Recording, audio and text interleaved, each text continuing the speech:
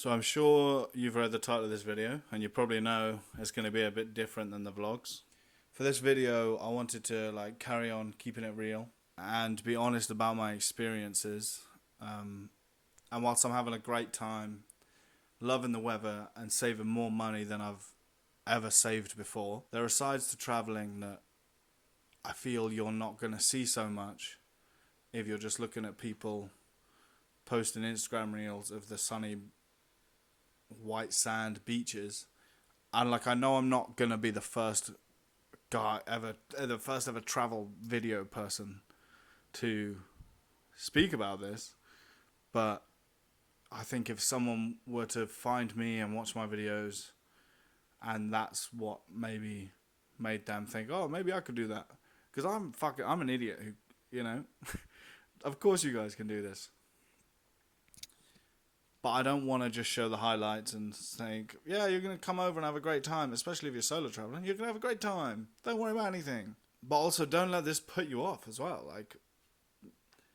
Traveling is about kind of expanding your mind and experiencing things.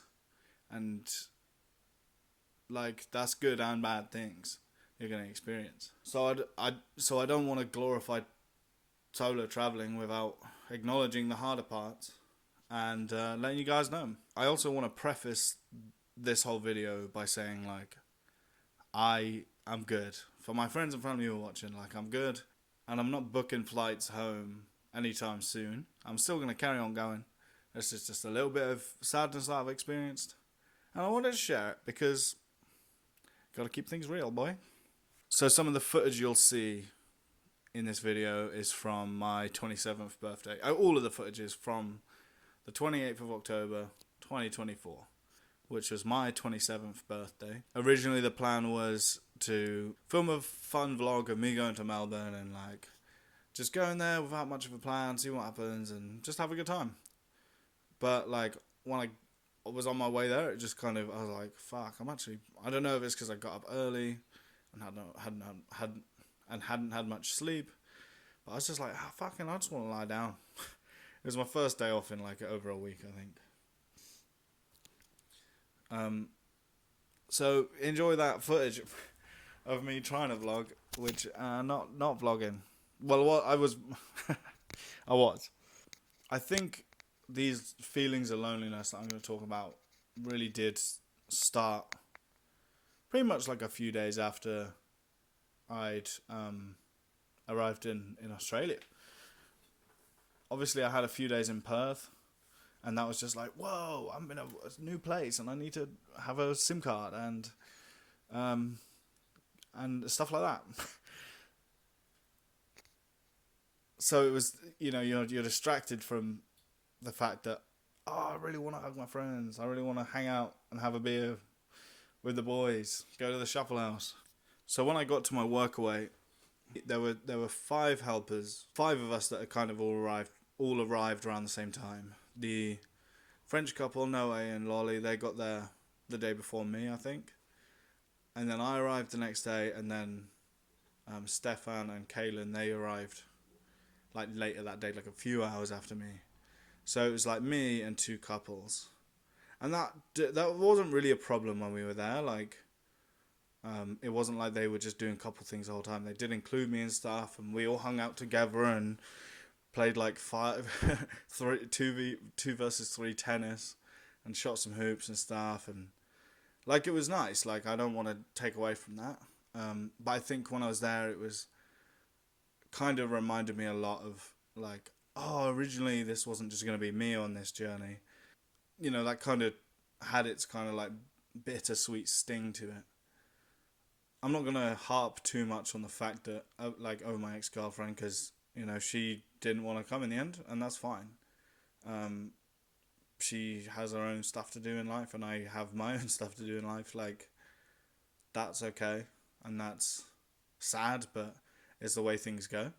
And you just got to carry on going, pretty much, and appreciate the time you had together.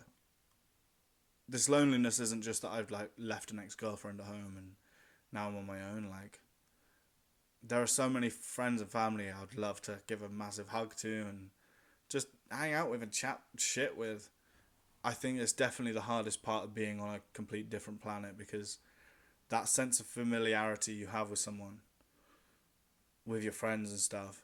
Like, you don't really get that when you're meeting all new people, and it's fun and cool meeting new people and get on with the people I work with, and but like they don't love you and care for you, and you don't love for them and care for them the same way you do your mates back home. Like, I would kill right now to just pop over to the Shuffle House and for a couple of beers, or go to Green Door Store and give Linus a couple of kisses.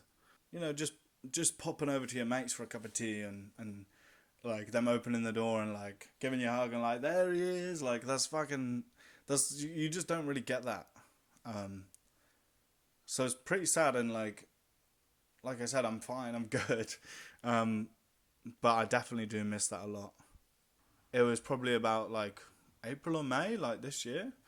I got a message from a guy that I knew from back home, Mike, and he was like, "Oh, hey, I heard you're living in Brighton. Like, let's go for a drink." And like, me and him, like, we got on well. This was, I knew him like a few years before I was in Brighton. We got on well, and like, but we were never like close mates. And then we started hanging out, and he was like, "Fuck, like this guy's like incredible." Like, and we just became such close mates in like such a short time. Um, so I miss that, like having mates like that. I definitely know that it was the right time for me to leave Brighton when I did. 3 years there, that's good and fun. Like, I had a great time, but there were also things I had to do, like this. Like, I had to go and see the world, and I just, it's a shame you can't bring all your mates with you when you're going to do that. But it's also a good thing, because I'll meet other people, and the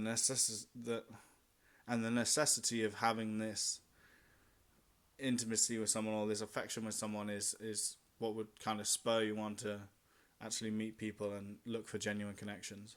But like, I still definitely get like pretty major FOMO when I'm seeing my mates' stories and stuff like that, and I'm glad they're all having a good time.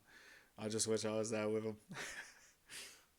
And like I said, like, I don't want to portray this image of me just coming out here and being a complete loner, like I've got no one to hang out with.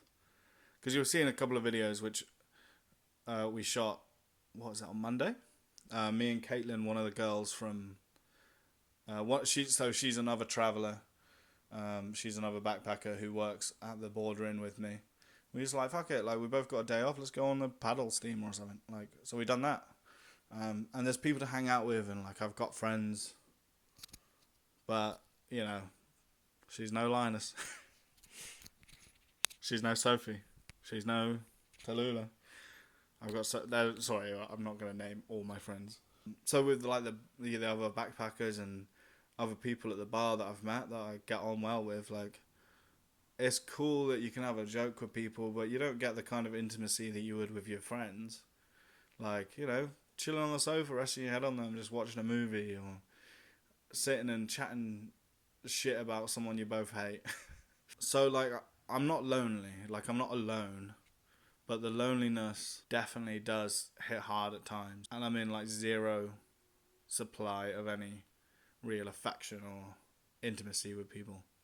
So like I said, it was my birthday on the 28th of October, and that is when the feelings of loneliness really came to the forefront. I've always celebrated my birthday with friends and family, and had a party and stuff, and this was the first birthday I ever spent like on my own. I thought, like, oh, I'm gonna stay in a hostel, that'll be cool, like, there'll probably be people there, maybe have a drink with them, or I knew going to the hostel that on that night there would be like this Halloween bingo thing. I was like, oh, okay, that'll be cool, I'll try and make an effort. And something I'm quite bad at is like asking people for something, like strangers. Like, so when I got to the hostel, obviously I was earlier than check-in, so I like dumped my bag down and was like, I'm just gonna go for a stroll. You can see, I don't know what part of the videos are on, but you can see now it's just like walking along the beach, or walking through a park by a lake. And like I said earlier, I think there was an element of it being, I was like tired and I was hungry, so that obviously when you're feeling low, just gonna feel even worse, like when you're tired and hungry. But I did get some food, and then I went carry on walking through the park. So I went back to my hostel, and it was probably about 4 o'clock or something. And I had a little bit of a chat with the guys in my dorm. They were all like British. I think there was a French guy, and I like had a chat with them and stuff. So I was kind of like getting ready to go down to this bingo thing, and I was like, I don't really want to go on my own.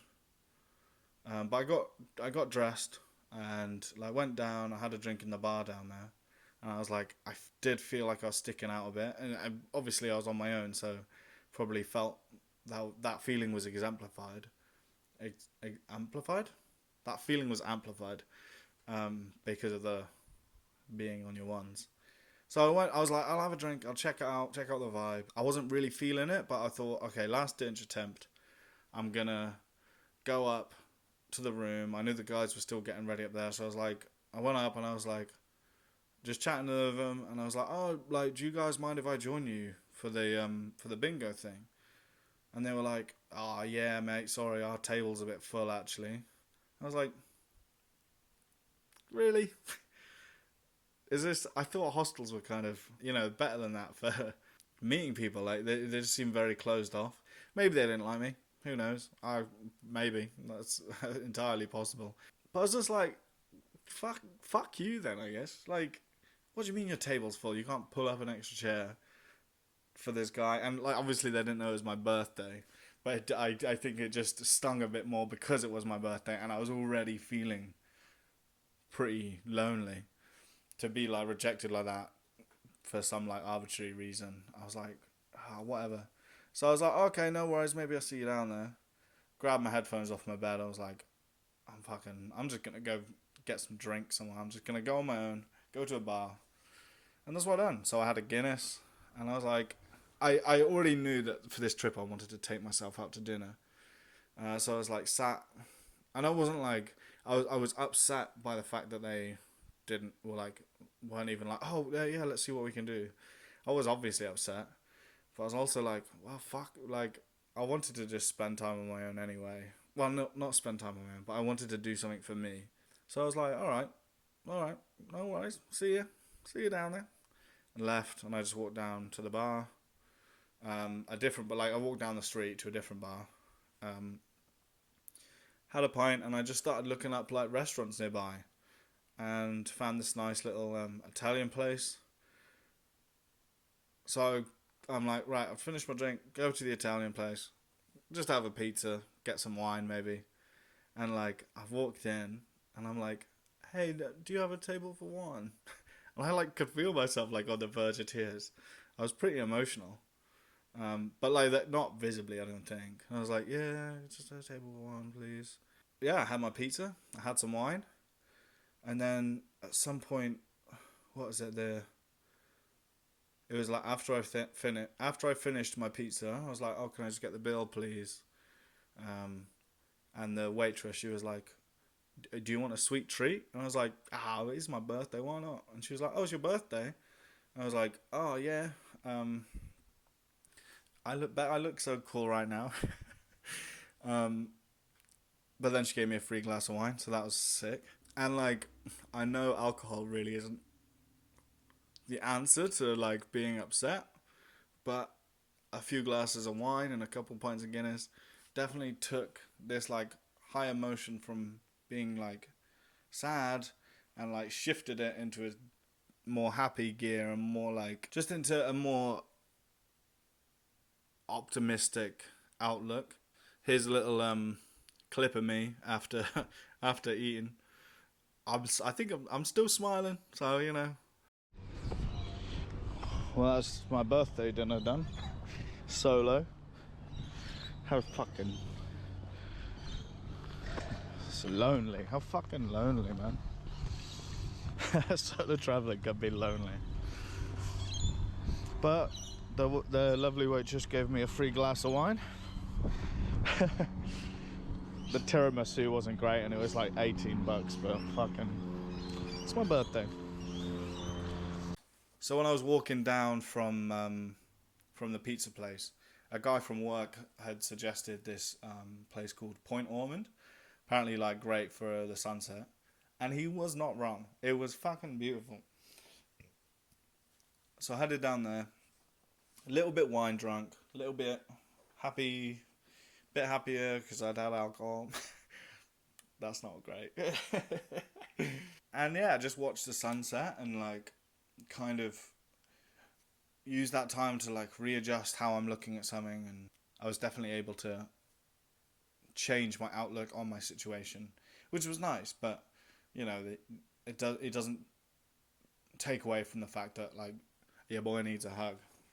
You can experience all these amazing things, but it is important to realize that like humans have like these basic needs. We shouldn't forget them. So there's a nice little overview of the loneliness of a solo traveler.